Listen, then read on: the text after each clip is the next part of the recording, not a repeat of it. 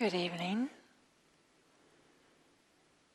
It's nice to be here, practicing together.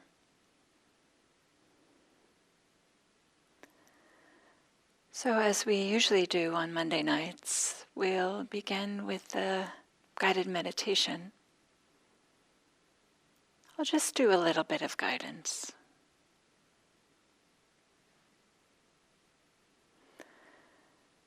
So taking an alert, upright posture, a posture that reflects your intention to be present, maybe with some dignity or some uprightness, inner uprightness.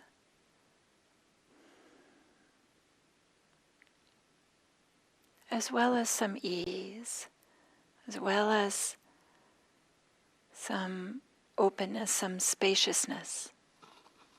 Maybe the opposite of closed or tight.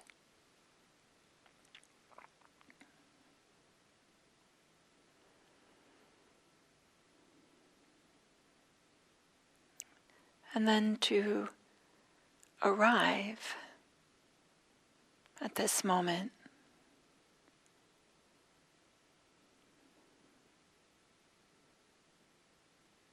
to check in what it feels like at this moment.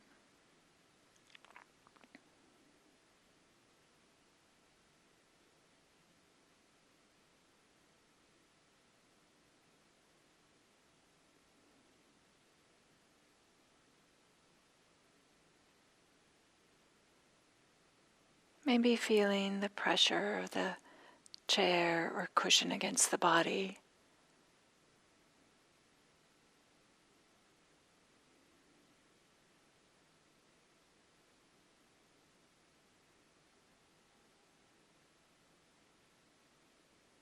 Feeling the general sense of the posture.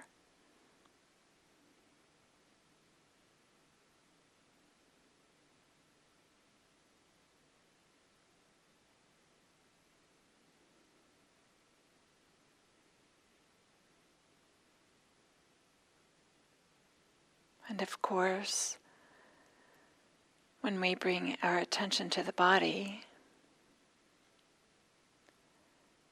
we might notice that the body is breathing.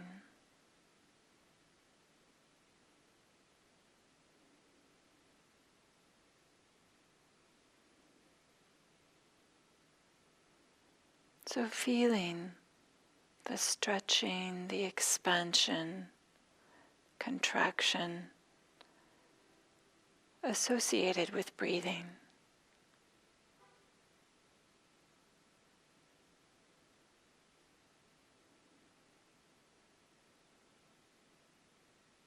The movements with breathing.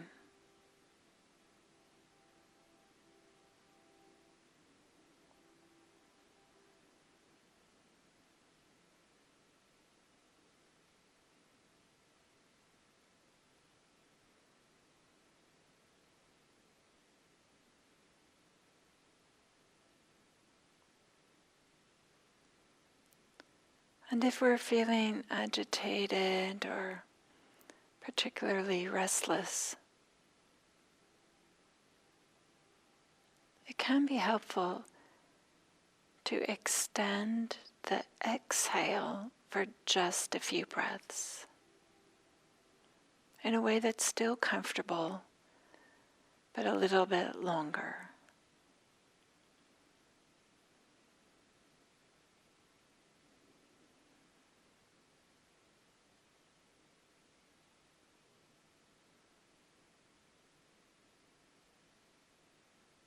Without straining.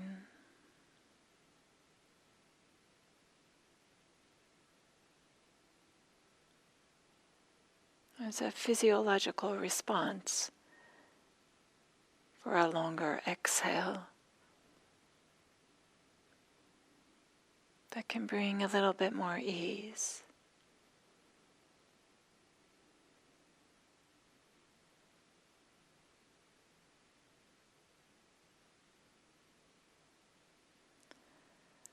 And then just allowing the breath to return to normal and trusting that the body knows how to breathe.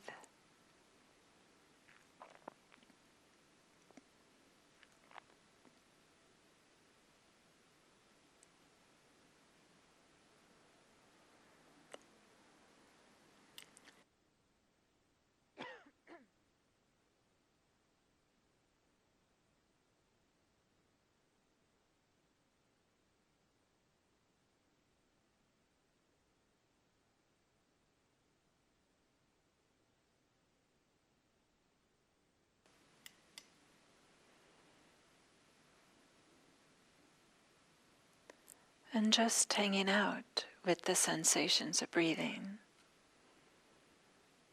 in a relaxed, easy way.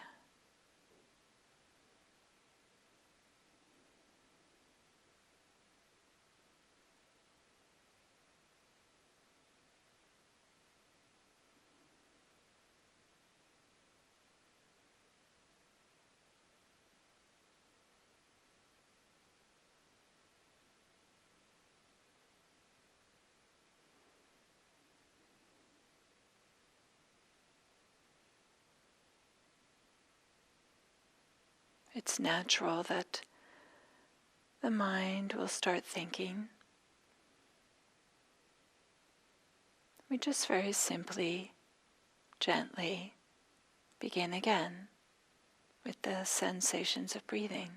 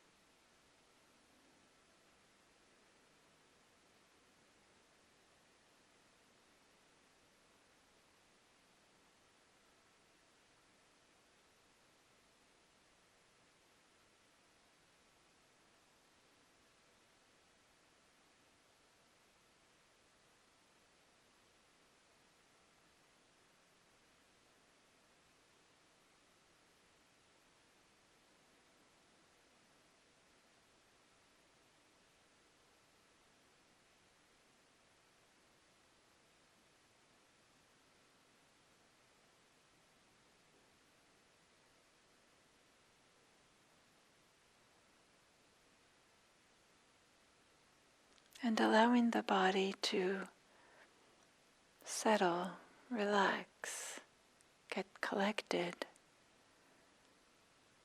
around the sensations of breathing.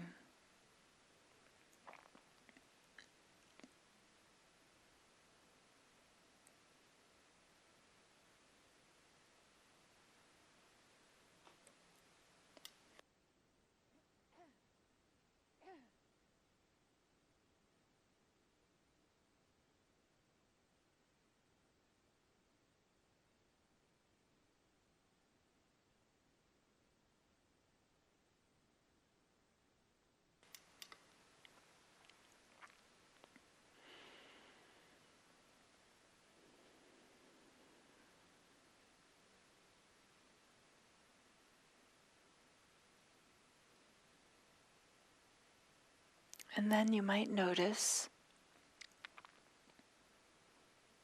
if there is any sense of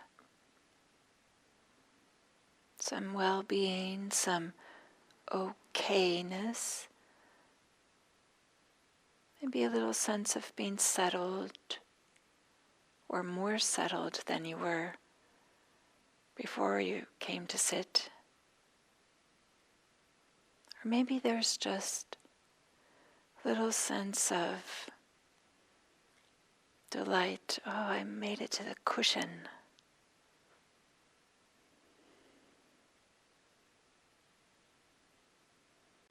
Can you allow yourself to feel that contentment, well-being, delight, even if it's just a small portion of your experience,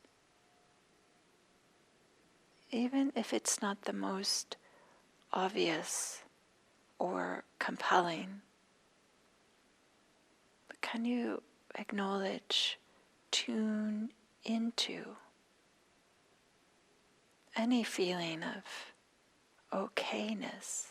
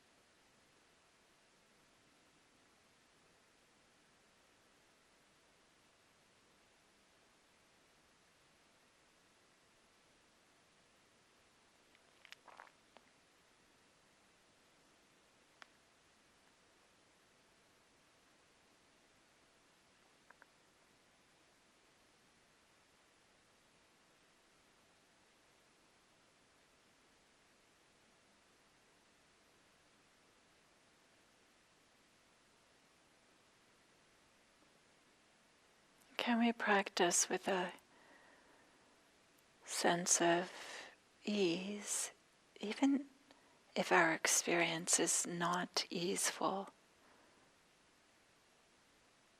Can we have a little bit of ease with it not being easeful?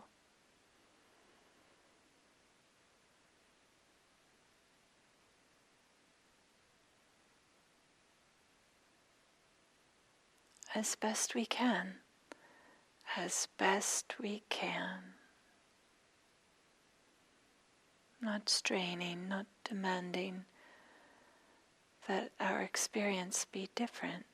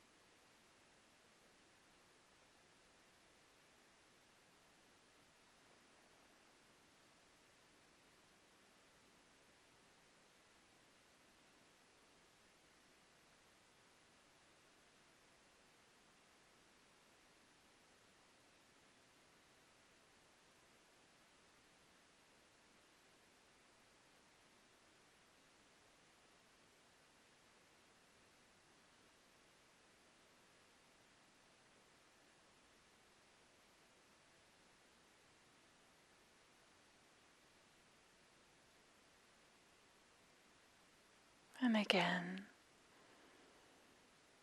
just checking in and see if there's any sense of okayness. I'm intentionally using this really vague word.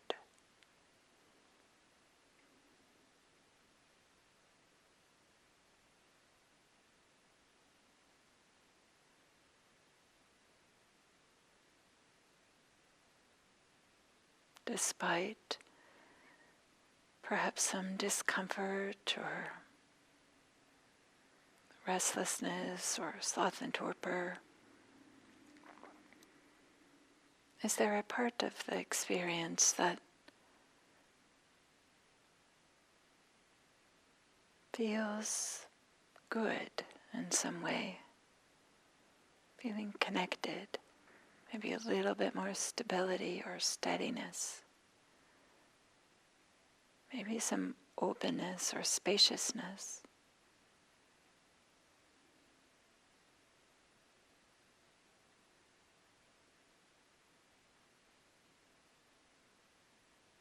And if that is present for you,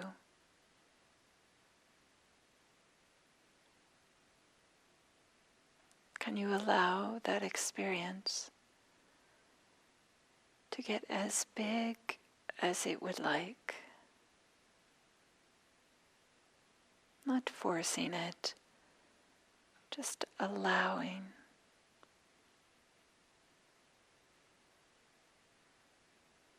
No pressure here, absolutely no pressure for anything.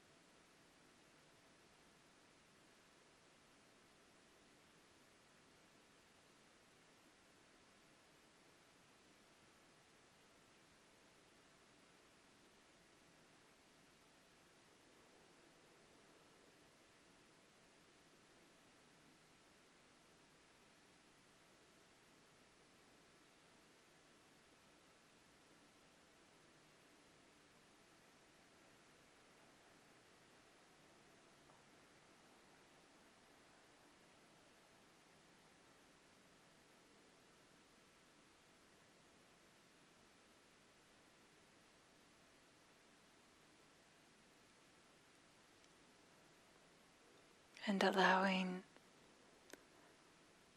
any sense of well-being to be a support for our practice.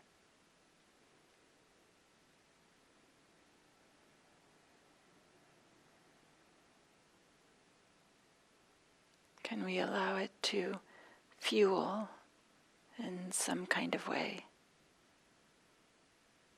our mindfulness practice, our meditation practice?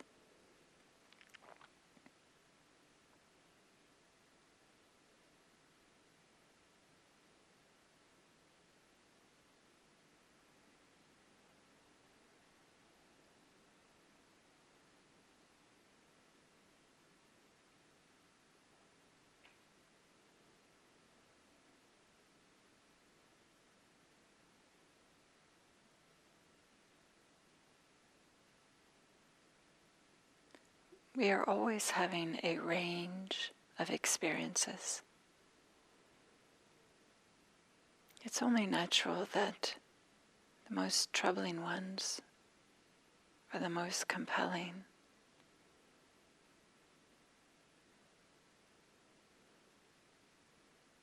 What is it like to bring your attention to those experiences that are supportive?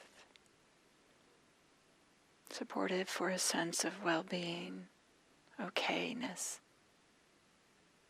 certain type of contentment.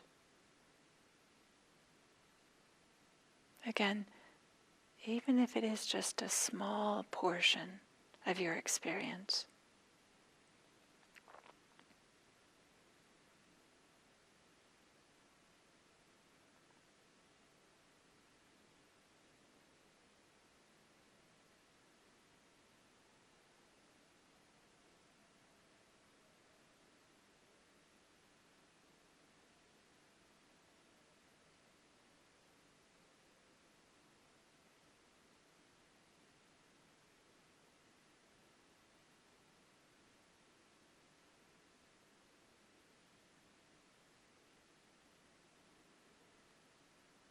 And then, if we know that well-being is accessible, even if it's not the most dominant experience, this can support us from not being thrown off kilter in the midst of difficulties, even recognizing that there are some neutral experiences, maybe even the pleasant experience of being grounded, feeling our feet on the ground, for example. Then this can allow us to support others. If we are not thrown off balance, we can help other people who maybe are at risk of being thrown off balance. And so in this way, our practice can be a support not only for us, but for those around us. And we can be part of creating stability, steadiness in our communities with a sense of well-being.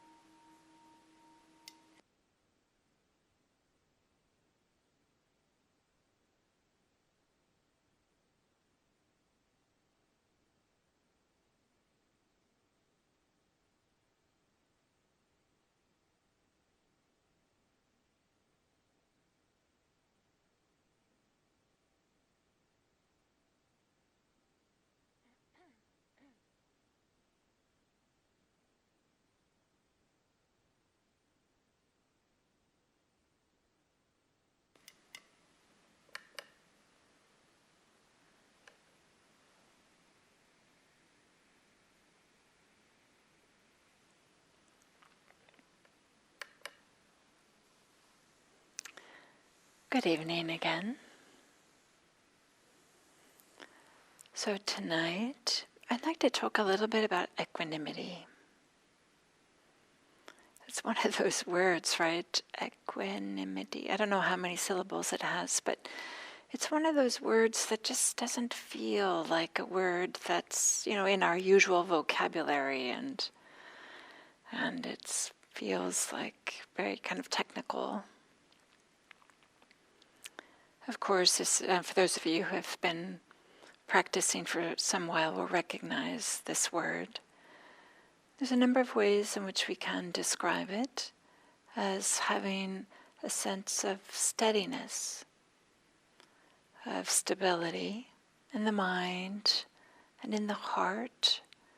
If I can make this distinction, we don't necessarily need to make that distinction, but a steadiness and a stability that's in the face of all conditions, no matter what is arising.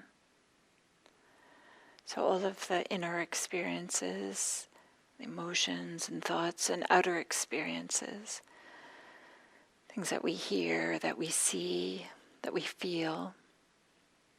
So a certain type of unshakability or a strong sense of inner balance, not so readily thrown off balance. And it's and maybe it's also about seeing the big picture.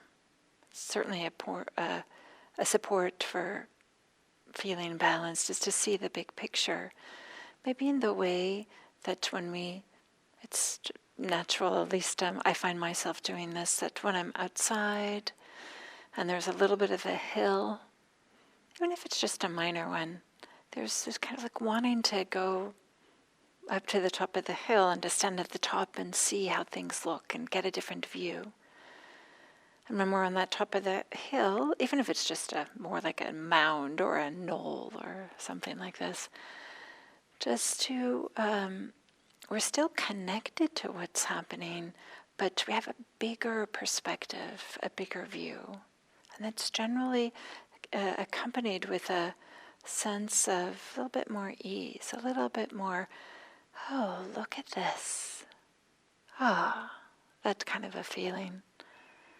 If I can be that vague. So the experience of equanimity, it is a spectrum. It's not like an on-off switch, like we are steady and balanced and connected and spacious on or off. But of course it's part of a big spectrum, and I want to honor all aspects of our lives. So even though equanimity, we talk about it in the Buddhist practice, we want to honor and respect having an emotional life too. In the sense of we can ask ourselves, as a human being and as a practitioner, do I know both ends of this spectrum? That is the richness, the fullness of being alive and having an emotional life, as well as the richness and fullness of equanimity, when we're not filled with emotion in such a way that it's affecting us in a way that we're maybe a little bit off balance. So we want to both be in contact with our emotions and to recognize and feel them and experience them, as well as have steadiness and balance. And sometimes we're a little bit off balance. As practitioners, the key word here maybe is practice. So as we're practicing for equanimity, we will notice there are times when we're just lost in the emotionality. And there will be times when maybe we've kind of slipped off of equanimity and slipped into indifference. That is, when there's a certain amount of coldness or cut-offness, disconnection, and not open to our experience. Of course, that's what it means to be a human being, is we have this whole range. So we can have this emotionality, and we can have indifference, or disconnection, but equanimity is with being connected, experiencing whatever there is to be experienced, and to still have some uprightness, to have some impartiality to it, to not be pushed around, so not to be shut down or cold or removed, and not to be dull or gray in some kind of way.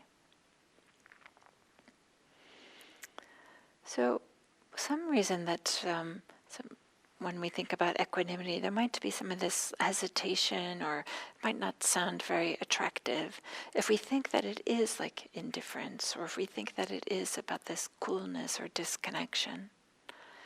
But to recognize that it's not that, it's really about being connected. But there might be another reason why equanimity might seem to be, we might have the idea that it's not so desirable or attractive, and that is we might have come to believe that our sense of having some juiciness to our life is about having drama. There might be, maybe it's not so clearly thought out in that way, but we might have this sense of the drama of trying to get something or get rid of something brings a little bit of pizzazz or excitement to our life. There's that next thing we have to get, or that next thing that we have to get rid of, that somehow gives our life purpose or meaning. Or I'm sure if you were to ask anybody this, they would say, no, that's ridiculous. That doesn't give my life purpose or meaning, trying to get things or get rid of them. So it might be a quiet little belief. Maybe it's an underlying belief that isn't completely formed. But just see if there's this kind of like, oh, equanimity sounds uninteresting. If there might be some of that operating. Because equanimity has a beautiful sense of aliveness, a beautiful sense of vitality, a sense of openness and connection and spaciousness. It's really, unlike this word equanimity, I wish I could think of a better word, that it's really, it's quite a supportive and wonderful experience. So of course, equanimity, this sense of balance, or maybe this also seeing the big picture, makes life easier. Makes life easier to navigate if we're not being pushed around by our experiences. And whether our experience is in response to an external event, maybe something that's happening in the news cycle, or something that happened at dinner, somebody said something, or maybe we were cooking dinner and it didn't turn out quite right, or whatever it might be. Or whether it's an experience, an internal experience, our emotions or our thoughts. If we have some equanimity, it helps us to not lose our way, to help us to have ease with some of these things that otherwise might be a cause for some unease. So it's certainly, equanimity is a way in which we can not be blown around by the worldly winds.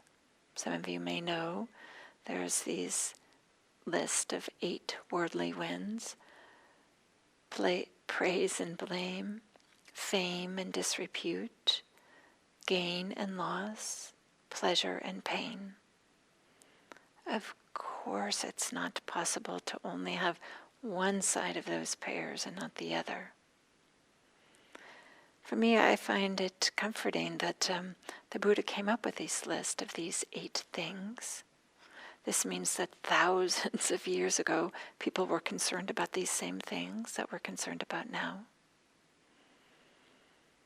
And that equanimity, cultivating, developing, experiencing equanimity is a way in which these qualities don't have to be problems. These experiences, rather, the praise and blame and pleasure and discomfort. But this path of practice is not only about having a pleasant life. It's not only about making our life more comfortable, though it certainly does that. But this path of practice is also so that we can establish in the mind those conditions that help us to be with some of the deepest existential issues that humans have. Help us to find freedom, peace, love, and compassion when some of these existential questions come up. The meaning of what we're doing with our life, what happens after death, or some of these types of things. But it also helps to create the conditions, and maybe this might be some of the most important, in which there can be some letting go, in which there can be some lessening of clinging, not being tangled up with anything. This type of letting go that's associated with liberation, that's associated with freedom. Because of course, a liberated person, a person has some awakening, is not agitated. And so equanimity, of course, is an unagitated state. So practicing with equanimity is a way in which practicing with liberation, because the means to liberation, of course, are seen in the way in which we practice the end of liberation, of course, is shown up in the means. So equanimity is an integral practice on this way to more and more freedom, all the way to complete freedom.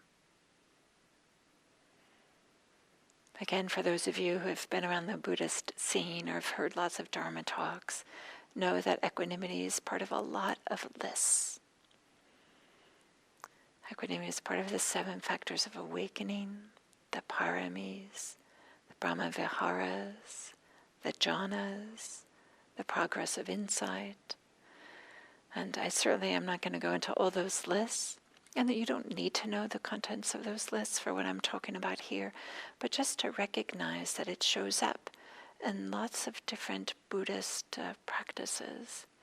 And one thing that these lists have in common is they all are supports for liberation, and that they have, usually when we have these lists, that there's an order in which they go. And equanimity is usually the last in the list. And if we understand these lists, there's a number of ways we can understand them. And one way is as a progression, is that equanimity comes at the end. And so we might explore that a little bit. Why does it come at the end? And what are the types of things that come before it? And so I'd like to suggest that one of the reasons it comes at the end is so that the other practices can be a support for equanimity. It's often not something that we can just dip into all the time. Instead, there's other practices that can be a support for just the natural arising of equanimity. So in really broad brush strokes, we can say types of practices that support equanimity are practices that support wisdom and practices that support well-being.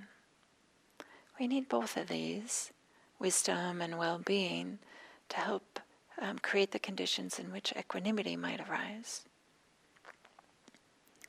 So in some ways, that we can consider that some of these wisdom practices are to help us to see things differently, to shift our perspective, so that things that might, in the absence of equanimity, feel like big problems and big disasters, maybe for equanimous, they're not such a big problem. So to shift our perspective, wisdom can support that. As well as these practices that support well-being, if we have a reservoir of well-being it can act like the keel on a sailboat. The keel is that big long bit that's underneath the boat, and that helps prevent the boat from tipping over. Even though there might be these forces of the wind coming in, there's this really deep keel that can help it from not tipping over. So in some ways, having a reservoir, having a reservoir, this is kind of the word I wanted, that we can dip into, that we can drink from, is a way in which that can act like this keel. In the same way that if you maybe don't know how to swim and you get thrown into the water, if you don't know how to swim, you're going to thrash about more than you need to.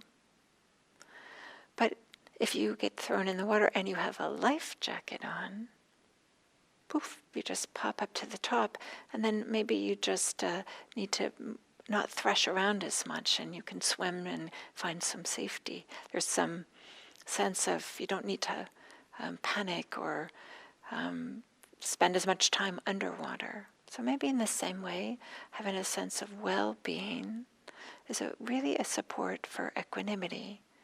I mean, even without my saying this, we all know it's easier to be equanimous if we have a certain sense of contentment, if we have a certain sense of happiness and love that's available, independent of the conditions that we find ourselves in.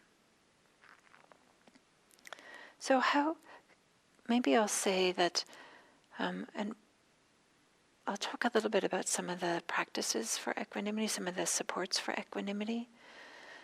But for all of these practices, it's so helpful to start where it's easy, to begin where it's easy, to begin with how things are now and in our daily life. Are there simple, easy places that we can practice equanimity without having to build a lot of supports? But right now, are there some ways?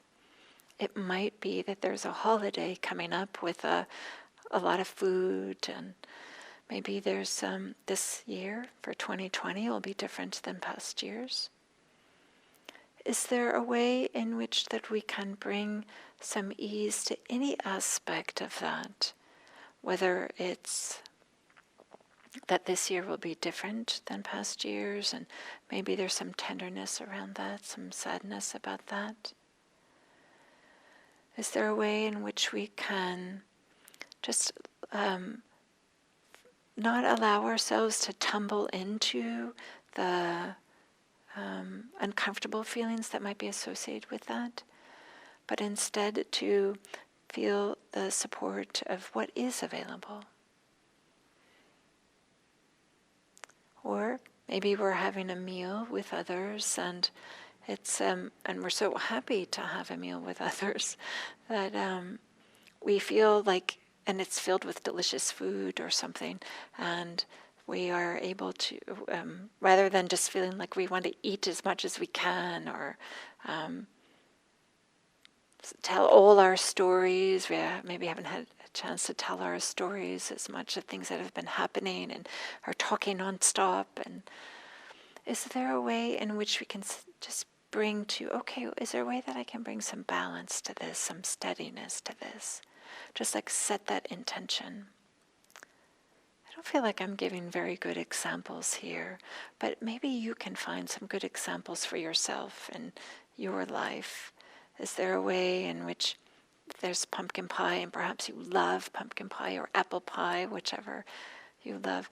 Is there a way in which you can see the pie, acknowledge that you love it, but take the time to make sure that everybody has a piece of pie and everybody has what they want, and maybe tidy up the kitchen a little bit if it needs it or something before allowing yourself to have some, like allowing yourself to have the space to feel the desire for the apple pie or the pumpkin pie, and to not have the pie immediately, and then maybe go back and having it. Again, I'm not sure these are good examples. But I'm confident that you can come up with this. If we set the intention, there's lots of little examples in our daily life in which we might have some more equanimity.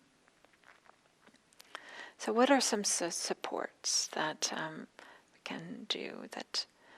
And as I said, having this reservoir of well-being. And I want to make a note that well-being is not the same as pleasure. There might be things that are pleasant, but they don't really fuel us. They don't fill up a reservoir. If we're just chasing after pleasant moment after pleasant moment, then that's its own type of suffering. Chasing after the next pleasant moment. Well-being is more a sense of contentment, sense of ease.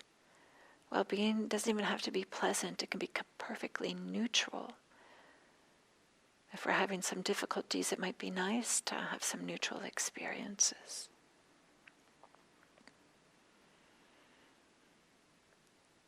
And it's this. There might be a way that to realize that our well-being is not dependent on this or that condition.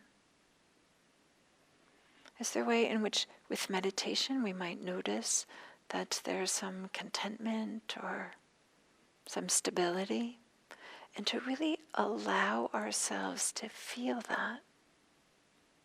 Allow ourselves to feel the sense of connection. Okay, I'm here.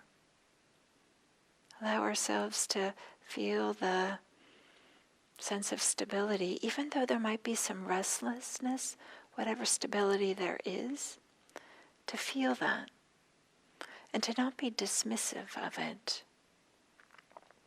And to have this experience over and over again during meditation of having survived yet one more meditation period, even though we might be feeling terribly irritated or restless or falling asleep or whatever it might be, whatever hindrance might be active for you. And to have that experience over and over and over again is different than understanding that our happiness isn't solely dependent on the external conditions. So a way in which we can bring some awareness to our experiences during meditation, as well as intentionally cultivating perhaps some loving kindness, which can bring in this real sense of open-heartedness, some goodwill, this warmth, this just a sense of delight to be cultivating some loving kindness. So a specific practice. Our reactions to loss, our reactions to maybe if we disrepute, we hear about somebody says something about us that's not flattering or is really different. Our reactions to that is really different if we have this reservoir of loving kindness that we know is available, that we can dip into. And again, developing and cultivating this is a process, and it certainly takes time. But it is possible to cultivate some of these feelings of well-being and loving kindness, contentment, stability that can really support us. And then some wisdom practices that we might want to bring in is there's a story of this Zen master Hakuin. Excuse me for a moment here.